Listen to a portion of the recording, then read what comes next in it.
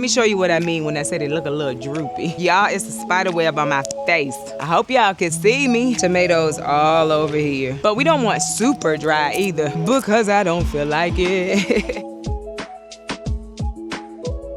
Hello, welcome to Yellow Door Urban Homestead. I am Asia, and I'm an urban gardener growing in a small space out in my backyard. And today we are outside. We're outside because I need to do some garden upkeep, right? I don't have a lot to do out here though, as it relates to like planting and stuff. But I do have some upkeep that I need to do at this point. One being, when I planted everything out in the Greenstalks, I didn't want to water because the soil was pretty moist already. So I need to at least check and see what needs to be watered because some things are looking a little droopy. And it is a little warm out here. It's also later in the day. Me and my uncle stayed out at the pier until what?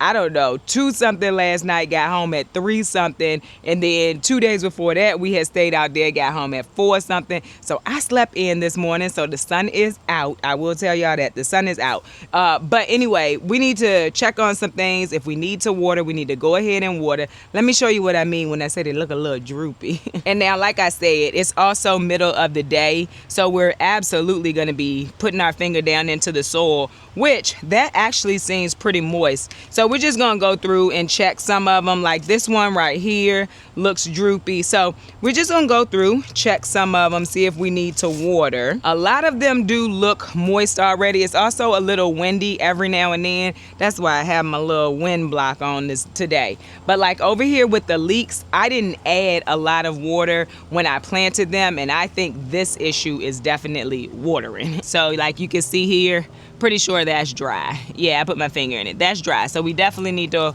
water the peppercorn. Anyway, we need to check the Greenstalks for sure. I've already gone through the greenhouse this morning, picked off any caterpillars, so we don't need to do that. But let me show you this real quick. Let me show you this. One of the things I did this year was I planted 3 different varieties of broccoli, if you are not new here. This is Green Goliath. In the beds, you have Green Magic. And then we have another one, and it is spelled D-I space C-I-C-C-O. You say it how you want to say it. But anyway, this is Green Goliath, and it has started to fall over. Like I said, it's been windy, and I think that it rained yesterday.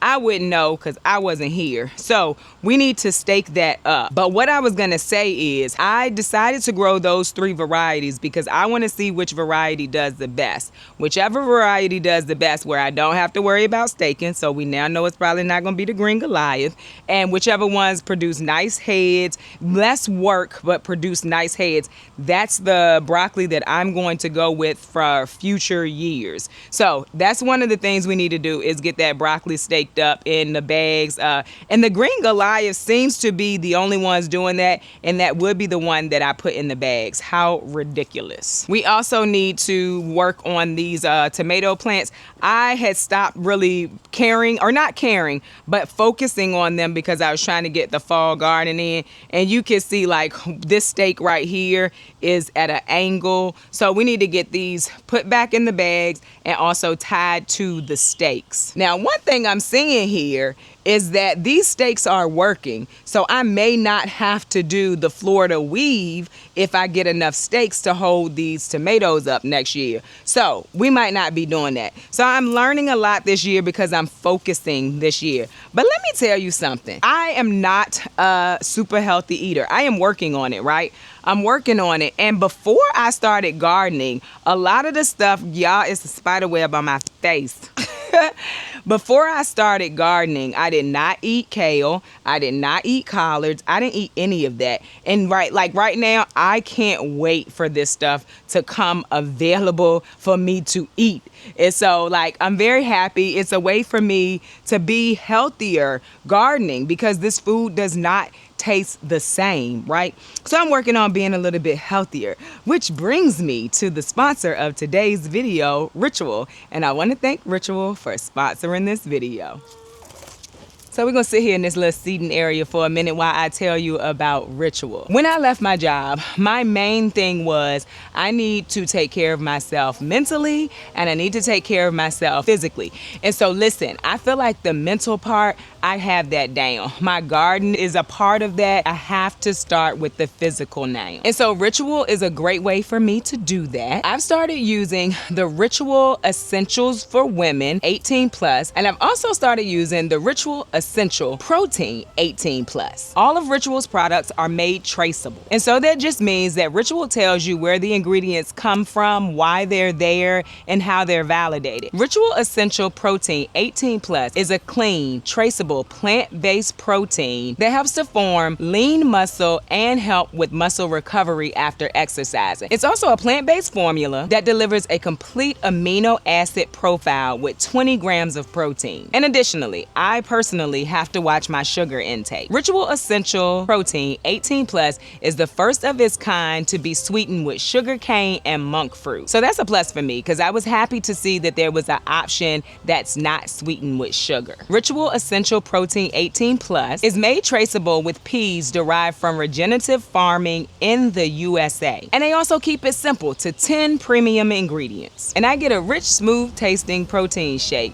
with zero net carbs, no sugar alcohols, and no stevia. Cause baby, we all know how I feel about stevia. And while I'm working on eating all 3 meals a day, I also want to add in some more nutrition. And that's why I decided that I would take the Ritual Essential Women 18 plus is a clinically backed, clean, high quality multivitamin for women 18 to 49. The multivitamin is third-party tested, vegan friendly, non-GMO certified, gluten-free, and formulated with no major allergens. Ritual uses patented capsule technology to combine oily and dry ingredients into one capsule, so I can get my folate and vitamin D at the same time. I only need 2 capsules a day, and they are essence with mint. They smell really good. Oh, and the capsules are delayed release, so they are designed to be gentle on my stomach. I could take them with food or without food. And another pretty awesome thing is that it is subscription based, so I don't have to worry about running out. Honestly, I can't believe it took me this long to decide to take a multivitamin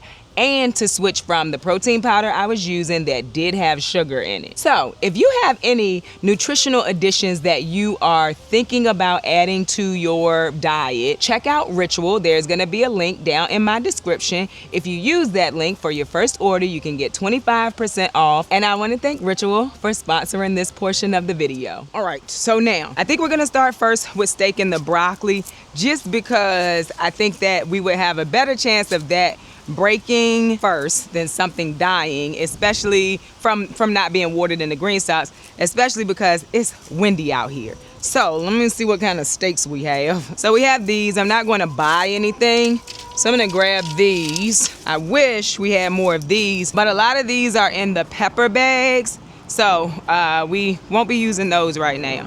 But we're just gonna pick something to get these steaks, and then I'm going to just tie them with string. Gotta go get the string now. This is not a lot of work compared to what I have been doing. I'm very excited that this is like the small things that we have to get done. So where's my string? Maybe in here? Yep, I see it. I'm gonna grab this. It's just like garden twine. Another reason why I really wanna get this done is because y'all know how I can get if things are in this walkway. And we don't want to get rid of, the broccoli. Even though it's probably not the one I'm gonna use next year, I still don't want to get rid of it. We'll take what we can get this year. So I'm just sticking the steak in there. I would love to bring y'all closer, but it's just very tight in here. Again, this year, I still wouldn't take back putting bags right here because it gives me extra space to grow. So I still wouldn't take it back.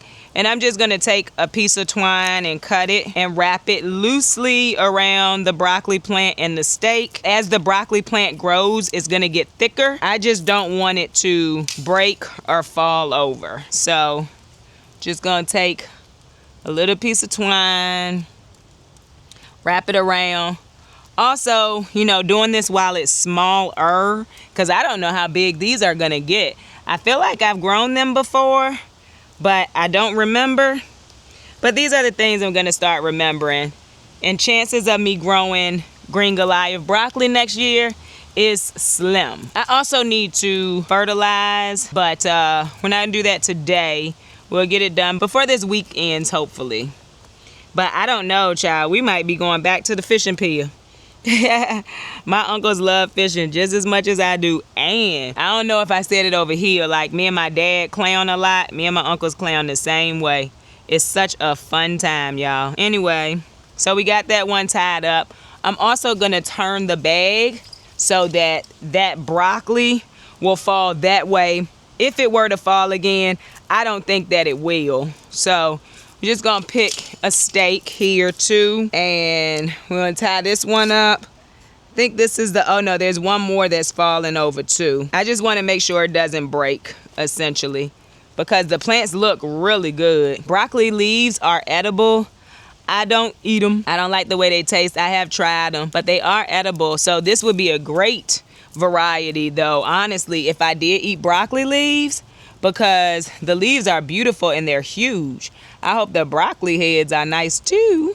We gonna find out. And then I'm just gonna turn the bags so that the broccoli goes towards the trellis. So that's what we're gonna do right here. Then we'll probably move on to the tomatoes, and then we'll move on to watering.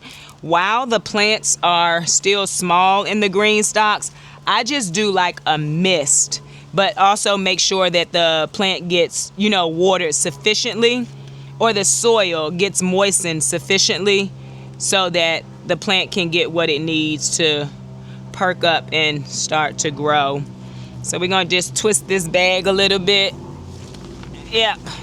Just like that. And so now it's not falling this way, it'll fall that way. Like this one fell that way, so I don't feel the need to stake it because it's already leaning that way. This one we need to stake as well. Nice size plants. Just for my space, I don't want something this big. I just broke the leaf on this one, and that's okay. We're gonna live. It's fine. All right. Just sit it up. We are less than a month away from my first frost. The crazy thing though is that it might freeze or frost, whatever you want to call it, one time, and then we might not get another one for a little while. I'm pretty sure the plants can definitely fight a freeze. They're a nice size now. I'm not worried about it. Our coldest months are January and February. That's when I start worrying about the plant actually dying. And we have had a lot of just weird weather in the last few years. And so when I say weird, I mean like extremely cold. Last year it felt like it was never gonna stop snowing. I said it in another video, I think my last video. Well, that depends on when this video come out. Anyway, I said it in another video that I'm hoping to get the broccoli heads before it gets cold. Like real cold. All right, so we took care of that. Looking good. If any of them start to fall over again, not like the ones I already staked, but if new ones start to fall over, I'll just use these bamboo stakes to stake them up to make sure that they don't fall into the walkway and that they don't break and I can get my harvest. I think this is a cabbage. It's supposed to be a broccoli, but it's either a cabbage or a collard. I don't know, but what it's not is a broccoli. So you see now, we had it hanging out into the walkway. It's now staked up and we should be good to go. This is what I was saying I think is either a cabbage or a collard. It might be a cabbage leaf collard. I don't know, but it's not a broccoli, y'all. It's definitely not a broccoli. Let us move on to the tomatoes. I hope y'all can see me. These tomatoes are doing really nicely. They're doing really good. But I want to get them tied to their stake. See how this is, that goes over there. I'm just gonna let it fall and hope it don't break. It already broke at some point. We're just gonna take it, pull it up, and tie it to the stake. And these probably need to be watered. I'm gonna be very honest with you. I honestly don't know the last time I physically watered these tomatoes. And you can see we got some blight, like some yellow leaves with the brown. So I believe that's blight. If it's not, y'all could correct me in the comments, but I think it's blight. So we're just gonna tie it up. And this one we need to pull over and stand it straight back up. And we're just loosely tying it to the stake. This is another part of it, which I think I'm just gonna tie to this T-post. We didn't use the Florida weave on these fall tomatoes, so we're just gonna tie it to the T-post.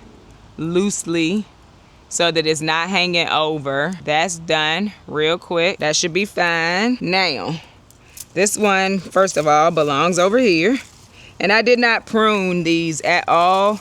They are, I want to say they are determinants, if I remember correctly. So I didn't need to prune them, but they're growing very nicely. And that is what I like. These are Homestead tomatoes. So they will more than likely make the cut in the first round of tomatoes for the summer planting. Just gonna tie them up. I know y'all can't see me, I'm sorry. I just want to get this done. And these tomatoes did really well. I planted these in July. I started them and then I planted them in July. Cannot remember when I started them though. This is something that I will also do next year because it's working out really well. I don't know that we're gonna get them red before. So the one thing we might do is, if we choose to do this next year, which I said we will absolutely do this again, but we may start them earlier and get them planted out earlier as well. Dawned on me that I could just move y'all onto the outside of the garden and you'd still be able to actually see me and kind of what I'm doing. All right, that needs to be fixed. We're not gonna talk about it. We're just tying them essentially anywhere on any stake that we can find. But there's a lot of tomatoes on these, like a lot. I didn't expect this. But that's another thing that I plan to do next year, is to switch my fertilizer up to a balanced fertilizer once the plants are established. Something that I didn't used to do. Honestly, didn't believe it was necessary. These tomatoes this year have taught me that it probably is for me in my backyard. I like to say that because what works for me might not work for you. But yeah, I learned that I do think that's necessary. And I'm trying to think, that's tough. I'm trying to think if I should switch it up for the broccoli now.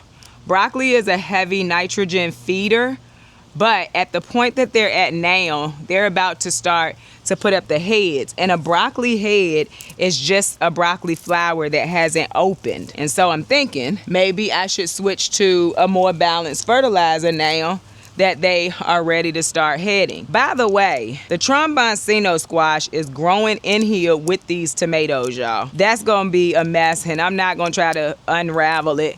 They'll all be coming out soon. I'm only doing this now so that hopefully we could get a nice tomato harvest. So I think we're good here. Everything doesn't have to be tied up, but these two were like all over the place. These two, I think, have the most tomatoes on them, though. Like, it's a lot of tomatoes in here. I do think I'm going to cut off this stuff that appears to be blight. So the leaves like this. I think I'm going to go ahead and cut those off. Also, yeah, they need to be watered. You can see some of the leaves are sagging and droopy. I ain't doing it tonight, though. I will maybe do it tomorrow, but we're also going to lose light. I came out here kind of late, but I said that when we started. And I don't think blight would have been a problem if I had been focusing on these, because I would have been cutting it as it was showing up. And we're not super hot and super moist like we normally are, but it happened, and so we're just gonna move on. It's mostly the lower leaves though, which kind of makes sense. The lower leaves are the ones that normally go first, and I'm not trying to keep these plants. Like I said, they'll be gone soon anyway. I'm simply trying to make sure we could get a tomato harvest. So I'm just cutting this off. And like, this isn't blight right here. This is, you need to water this plant. Which I will. And there's a whole thing about making sure you sanitize. I'm not saying not to. It's not something that I do though. Sanitizing your pruners as you go. It's just not something I do. Not saying it's a bad thing, but now you can kind of see all those tomatoes that's in there. There's a lot of them. I love it. Learn something new every year. And maybe next year I learn that I'm supposed to sanitize these. Do you sanitize your pruners? Just wondering. A conversation starter. This is right on a tomato truss. Blight can spread quickly through plants, and because mine are so close, it would really spread. Well, it has spread. We're looking at it. we're looking at the fact that it's spread. All right, and I will move those leaves soon. Not right now though, because I am trying to beat the darkness, because it's gonna get dark soon. So we just clean those up. These are the small jobs, just the small jobs I have left until we end up with a frost, and then they go anyway. All right, but they still look pretty decent, and we have lots of tomatoes down here. Love that, y'all, love that. Also, my dahlia is coming out of the flower bed. Let's put her back. Oh, we might be able to get this trombone. Yep, we were able to get that out now that I can see. Put that back. And so now I can see I do need to tie these up down here. So let's do that. I would not be this willy-nilly with this if these were main crop tomato plants, but they're not. And they have literally have less than a month to be out here. And I do think they are doing better than my summer crop of tomatoes. Okay, I'm gonna show y'all closer the tomatoes that we have in here. Look, it's tomatoes all over here. And like I said, maybe won't get to green, but I do know that they grow really well at this time of year now. Something I never knew before because I never tried it. But they're all in here. Some up there, new ones starting to grow. Think y'all can see that? So that's really cool to me. All right, now let's head over here to these Greenstalks. By the way, we have a purple rain ready to go. So we are going to harvest that together. Trying to get through here, y'all, with everything. Without breaking things too. Small space gardening. All right, so let's go ahead and harvest her. Y'all know how long I've been waiting, and it looks edible. So we might take that in the house and try it. Super excited. There's no holes or anything that, you know, makes it look like I shouldn't eat it.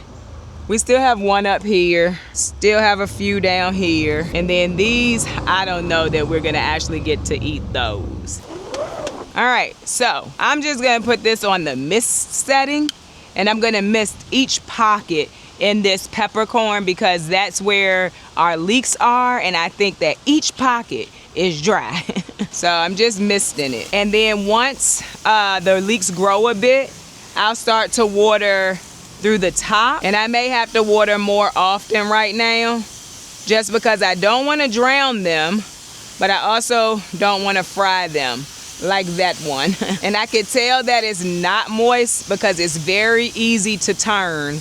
If it's very easy to turn and light, chances are the soil is not very moist. And this is just my choice. I'm sure I could water from the top and it would be fine. And if you do, that's cool. You can share how you do it once you put seedlings in the comments if you like. But I just didn't want things to be too moist from the beginning. And now I'm seeing signs. I'm basically kind of watching my plants, listening to my plants, because I'm still learning, growing in the Greenstalks. And so my plants were definitely saying, girl, we need water. And then I checked the soil, and the soil said, girl, we need water. So that's one thing I definitely follow, is make sure you check the soil, because the top portion of your soil can look dry and then you put your finger in it and it's not. But when I checked this, it was. All right, we're gonna do the same thing with the black because they got planted out the same day in the same way. And I have checked this soil too. It is dry.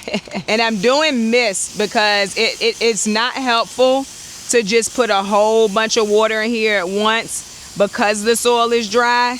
It's just gonna run through it. I say that all the time. So we'll probably have to come back. I probably won't do it on camera and water again.